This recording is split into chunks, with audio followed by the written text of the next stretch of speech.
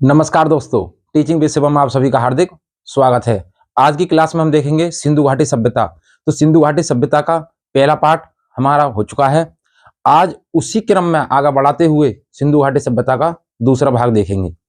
तो हम जो पिछली कक्षा में बात कर चुके थे आपसे, वो था हमारा पूरब की ओर। तो पूरब की ओर मेरठ था, आलमगीर स्थान था, हिंडन नदी की बात करी।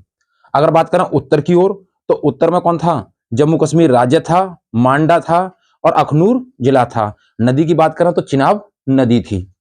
अगर बात करें पश्चिम की, तो पश्चिम में कौन था? पाकिस्तान था। पाकिस्तान में ही कौन सा स्थान था? बलूचिस्तान। और बलूचिस्तान ना हो तो सुतकांगे डोर था। अगर बात करें दक्षिण की, तो दक्षिण में कौन था? दास है, दक्षिण दास है देवाबाद, महाराष्ट्र के अंदर। और प्रवरा नदी गोदावरी की सहायक नदी थी। इतनी बात हमारी और आपकी हो चुकी थी। उसी क्रम में तो निकालने मेरे माछी नोटबुक और लिखना स्टार्ट करें। देखते हैं सिंधु घाटी सभ्यता। सिंधु घाटी सभ्यता, तो सिंधु घाटी सभ्यता की अगर हम बात करें तो इसके इसके अतीत क्या क्या थे? अतीत इसके अतीत, तो एक महोदय थे चार्ल्स मेसन। 1826 ईस्वी में चार्ल्स मेसन ने इस सिंधु घाटी सभ्यता के जो प्राचीनतम नगर था हड़प्पा की जानकारी दी थी। किसने? चार्ल्स मेसन ने। फिर आगे की तरफ जब आते हैं तो एक अलेक्जेंडर महोदय साहब आते हैं, जिन्हें पुरातत्व विज्ञान का जनक कहा जाता है। 1861 ईस्वी में 1861 ईस्वी के अंदर अलेक्जेंडर कनिंघम ने हड़प्पा नगर की जानकारी दी और इसका सर्वेक्षण जारी किया था। यानी इसका सर्वेक्षण किया था किसने? अलेक्जेंडर कनिंघम ने। आगे जब आगे की तरफ आते हैं अलेक्जेंडर कनिंघम के बाद, तो एक टीला था, यानी कि जो टीले की जानकारी किसने दी थी? अलेक्जेंडर कनिंघम ने। तो जो टीला था दुर्ग टीला, तो उस टीले से जो ईंटें निकाली गई थी, तो सर्वप्रथम विलियम बटन और जॉन बटन दो भाई थे, उनके आदेश पर इससे ईंटें निकाली गई थी और कराची से लाहौर तक जो रेलवे स्टेशन है, जो रेलवे लाइन है, उस पर वे बिछाई गई थी। किसके आदेश पर? बटन के आदेश पर। तो जॉन बटन और विलियम बटन के आदेश पर ईंटें निकाली गई थी। किससे? जो टीला था। किसका टीला था? तो आइए लिखते हैं इसके अतीत। 1826 ईस्वी में 1826 ईस्वी में चार्ल्स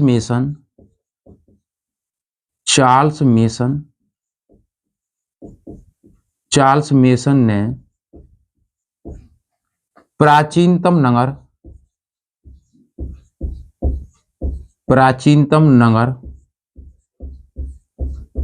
हड़प्पा की जानकारी दी। हड़प्पा की जानकारी दी।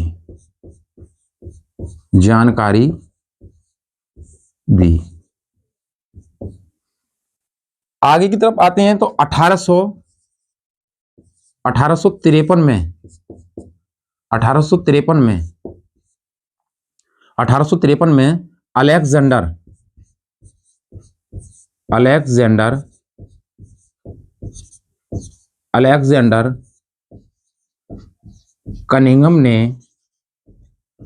अलेक्जेंडर कनिंघम ने हड़प्पा टीले की जानकारी दी और इसका सर्वेक्षण जारी किया था। 1861 ईस्वी में अलेक्जेंडर कनिंघम को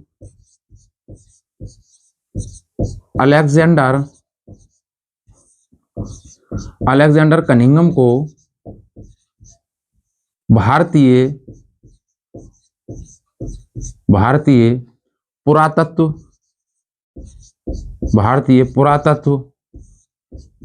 विज्ञान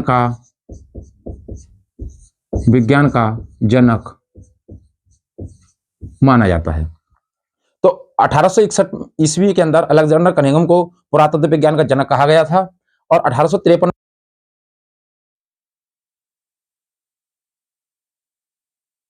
की जानकारी दी थी। तो क्या था हड़प्पा का टीला? तो हड़प्पा के टीले की अगर हम बात करें तो ये इस टाइप से था हड़प्पा का टीला। इसमें ईंटें लगी हुई थी, इसमें ईंटें लगी हुई थी, ईंटें ईंटें लगी हुई थी। अब इन ईंटों को, ये क्या है? ईंटें, ईंटें, और ये क्या है? टीला। ये क्या है? टीला। अब इन ईंटों से कराची से, यहां लिखे कराची, कराची से लाहौर तक, लाहौर तक रेलवे लाइन बिछाई, रेलवे लाइन बिछाई, रेलवे लाइन बिछाई। किसके आदेश पर ये ईंटें निकाली गई थी? तो किसके आदेश पर? जॉन बर्टन, जॉन बर्टन और विलियम बर्टन, जॉन बर्टन और विलियम बर्टन के आदेश पर, के आदेश पर ईंटें निकाली गई, निकाली गई, निकाली गई। तो जो टीला जिसकी जानकारी अलेक्जेंडर कनिंघम ने दी थी, हड़प्पा का टीला, उसमें जो ईंटें थी उसकी ईंटें निकाली गई और कराची से जो लाहौर तक जो रेलवे लाइन थी उस पर बिछाई गई। किसके आदेश पर? जॉन बर्टन और विलियम बर्टन के आदेश पर। अलेक्जेंडर कनिंघम को भारतीय पुरातत्व विज्ञान का जनक कहा जाता है और चार्ल्स मेसन ने 1826 ईस्वी में प्राचीनतम नगर हड़प्पा की जानकारी दी थी। तो इसको एज करते हैं, आगे की तरफ लिखते जाएं, बिल्कुल ऐसे ही हो। तो आगे हम बात करें इसकी, हड़प्पा की। तो हड़प्पा जो नगर था, हड़प्पा नगर, तो इसकी हम बात करें नामकरण। तो हड़प्पा का नामकरण कैसे हुआ था? तो एक तो थी हड़प्पा सिंधु सभ्यता, और एक तो थी सिंधु घाटी सभ्यता, और एक थी हड़प्पा। इसका नामकरण 3 रूपों में हुआ था। तो सिंधु सभ्यता का है, सिंधु घाटी सभ्यता का है, या हड़प्पा का है। तो आइए चलते हैं नामकरण। भाई हर किसी का नामकरण होता है तो 3 नाम रखे जाते हैं, तो इसके हैं नामकरण साहब, नामकरण। तो नामकरण जॉन, पहले तो इसे यहां लिख लें, जॉन मार्शल, नामकरण करेंगे अभी बाद में। जॉन मार्शल, जॉन मार्शल के आदेश पर, जॉन मार्शल के आदेश पर दयाराम, दयाराम साहनी ने, दयाराम साहनी ने 1921 ईस्वी में, 1921 ईस्वी में हड़प्पा की जानकारी दी, हड़प्पा की जानकारी दी, जानकारी दी। तो जॉन मार्शल के आदेश पर दयाराम साहनी ने हड़प्पा की जानकारी दी थी 1921 ईस्वी के अंदर।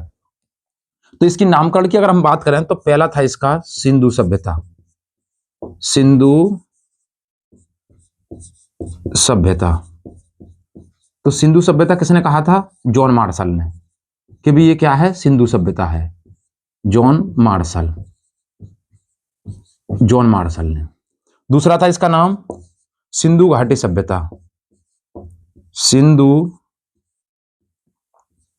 घाटी, सिंधु घाटी सभ्यता, सिंधु घाटी सभ्यता। ये नाम किसने दिया था? तो डॉक्टर रफीक ने, डॉक्टर रफीक, डॉक्टर रफीक द्वारा, डॉक्टर रफीक ने दिया था सिंधु घाटी सभ्यता नाम। और सिंधु सभ्यता जो नाम दिया था वो दिया था जॉन मार्शल ने कहा था। अगर तीसरे नाम की अगर हम बात करें तो हड़प्पा, हड़प्पा, इसी को सिंधु घाटी सभ्यता को हड़प्पा कहा था। तो हड़प्पा कहा था दयाराम साहनी ने, दयाराम साहनी ने। कब? 1921 ईस्वी में।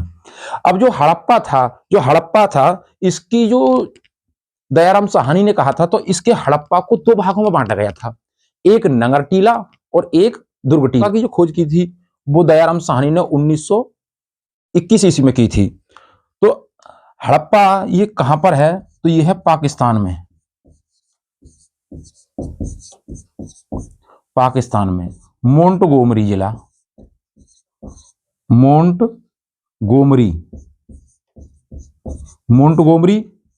जिला, और वर्तमान में इसे कहा जाता साहिवाल, साहिवाल, ये पाकिस्तान में। और रावी नदी के बाएं तट पर, रावी नदी के बाएं तट पर है। तो रावी नदी के बाएं तट पर है हड़प्पा। दयाराम साहनी ने इसकी खोज की थी, पाकिस्तान में है, ये मोंटगोमरी जिला है और वर्तमान में इसे साहिवाल कहा जाता है। तो हड़प्पा को दो भागों में बांटा गया था, एक तो था पूर्वी टीला और एक था पश्चिमी टीला। तो पूर्वी जो टीला था उसको नंगर टीला कहा गया और जो पश्चिमी टीला था उसके लिए दुर्ग टीला कहा गया था। और मार्टिन व्हीलर ने दुर्ग टीले को माउंट एबी कहा था। तो आइए लिखते हैं आगे की तरफ, इसको इरेज करते हैं। हड़प्पा को दो भागों में बांटा गया, हड़प्पा को दो भागों में बांटा गया। वो कौन कौन से भाग थे, तो एक भाग जो हमारा था वो था नंगर टीला और एक था हमारा दुर्ग टीला। तो एक नंगर टीला और एक दुर्ग टीला। तो लिखें, लिखना स्टार्ट करें, नंगर टीला और दुर्ग टीला। नामकरण, तो हड़प्पा, हड़प्पा, हड़प्पा के दो भाग कौन कौन सी, तो पहला जो था हमारा वो था पूर्वी टीला, पूर्वी टीला, और दूसरा था हमारा पश्चिमी टीला, पूर्वी टीला और पश्चिमी टीला, पूर्वी टीला और पश्चिमी टीला। पूर्वी टीला को कहा गया था नंगर टीला भैया, नंगर टीला, और इसे कहा गया था दुर्ग टीला, दुर्ग टीला। मार्टिन व्हीलर ने, मार्टिन व्हीलर ने इसे माउंट एबी कहा, एबी कहा था। तो जो पश्चिमी टीला था, जो दुर्ग टीला था, तो इसे मार्टिन व्हीलर ने माउंट एबी कहा था, और जो पूर्वी टीला था इसे नंगर टीला कहा था। अब होता क्या है, ये है हमारी एक नदी बह रही है, एक नदी बह रही है यहां पे, उस नदी का नाम है रावी नदी। ये कौन सी नदी है, रावी नदी, रावी नदी। तो रावी नदी बह रही है यहाँ पे। तो लोग यहाँ पर रहते थे, कौन कौन से लोग रहते थे, तो इसमें एक नाव है, क्या है, एक नाव, नाव, ये हड़प्पा के अंदर बताया गया सब। तो नाव है, और नाव की अगर हम बात करें तो यहाँ पे क्या है, एक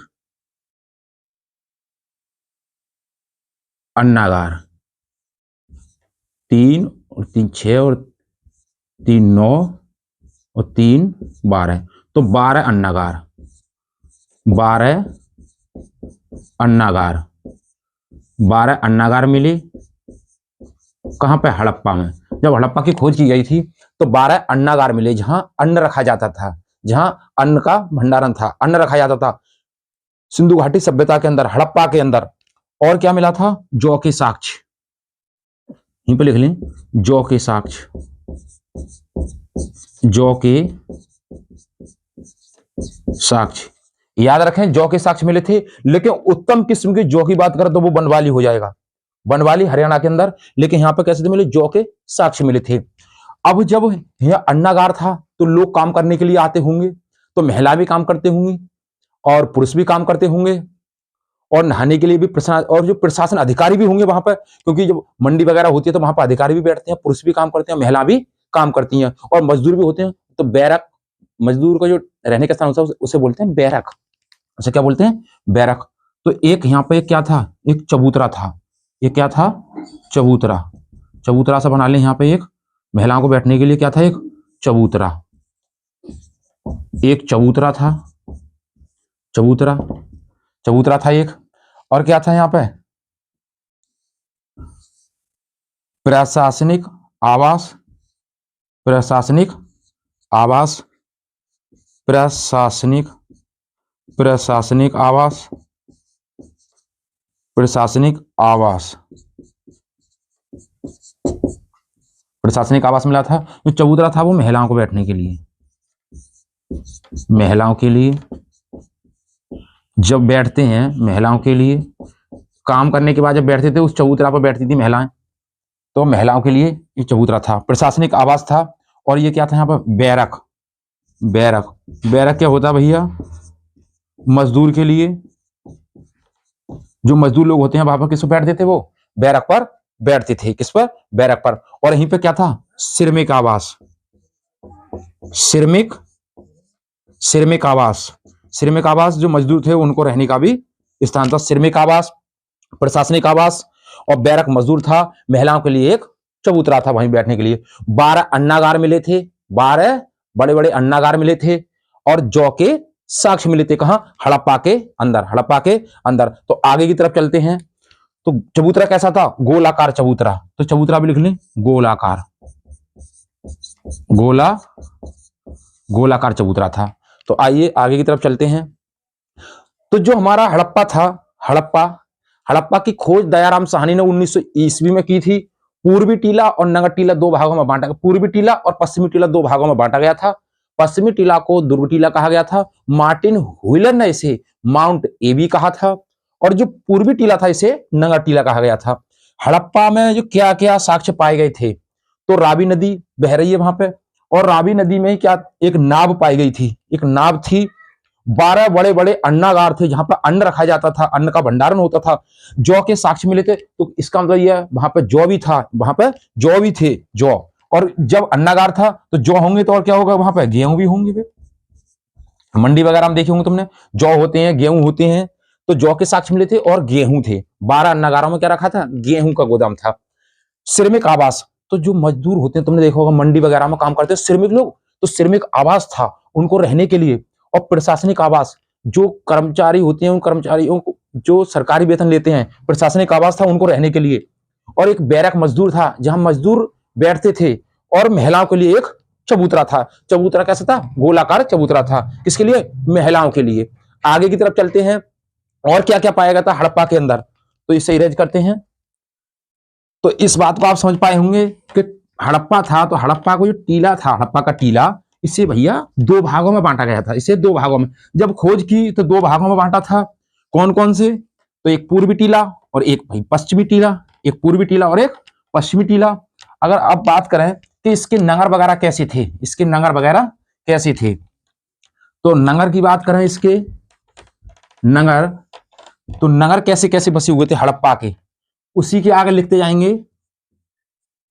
तो ये बनाए नगर वगैरह कैसे थे इसके, नगर वगैरह, ये सड़क है, और सड़क पे जो दरवाजे हैं, जो मकानों के दरवाजे हैं, मकानों के दरवाजे, ये सड़क है।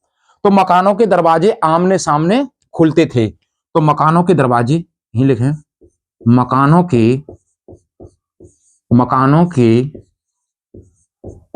दरवाजे, दरवाजे सड़क के आमने सामने खुलते थे, आमने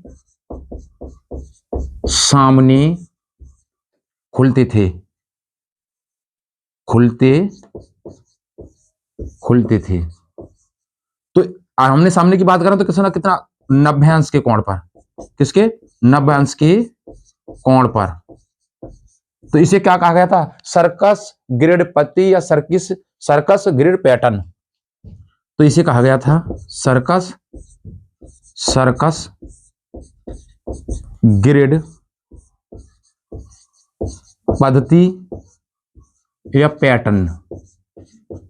जब 90 अंश के कोण पर खुलते थे, कौन, दरवाजे सड़क के सामने, तो ऐसे इस टाइप के मकान बनाए गए थे उससे हड़प्पा की जब खोज की गई थी, तो ऐसे मकान पाए गए जैसे मकानों का जो दरवाजा होता है वो बिल्कुल सभी के आमने सामने खुलते थे, सड़क के आमने सामने खुलते थे। अब तो लोग किसी भी तरफ बना सकते हैं, तो पहले कैसे थे, आमने सामने खुलते थे नभ्यंश की ओर, जो नभ्यंश का कोण बनाते हैं। और इसे कहा गया था सर्कस ग्रिड पद्धति या circus grid pattern, circus grid pattern. अब आगे की बात करें तो जो मुख्य प्रवेश द्वार था वो किसकी ओर था, पूरब की ओर। तो मुख्य प्रवेश द्वार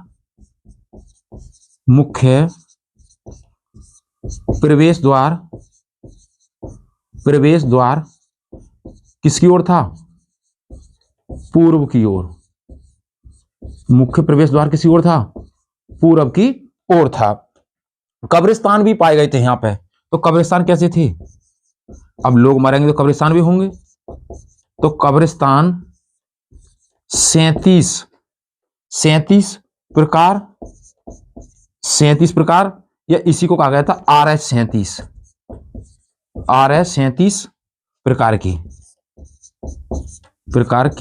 तो कब्रिस्तान कैसे थे, 37 प्रकार के या RH 37 प्रकार के थे। अब तुम ये RS 37 क्या होता है, वो उसकी कंडीशन थी, उसकी दिशा थी, जैसा 37 लिखाना था उसी प्रकार के वहां पर कैसे पाए गए थे कब्रिस्तान, या R टाइप मान लें या H टाइप मान लें। तो ऐसे R तरीके के, जैसे कब्रिस्तान कैसा था ऐसा मान लें, ऐसे ये है। अब ये क्या बना दिया हम इसको, ये ऐसा बनाए तो ये H टाइप का हो जाएगा। क्या हो जाएगा, H टाइप का, जैसे H बन गया, ये हमारा क्या बन गया, H टाइप की। तो इसे कहा गया था RH 37 प्रकार के कब्रिस्तान पाए गए थे। तो उम्मीद करता हूं दोस्तों आज की बात सिंधु घाटी सभ्यता समझ में आए होंगे। यदि हमारी अब ये दूसरा लेक्चर है और तीसरा लेक्चर देखने के लिए आप कमेंट बॉक्स में हमें सुझाव दें। ऑल द बेस्ट, थैंक्स, जय हिंद, जय भारत।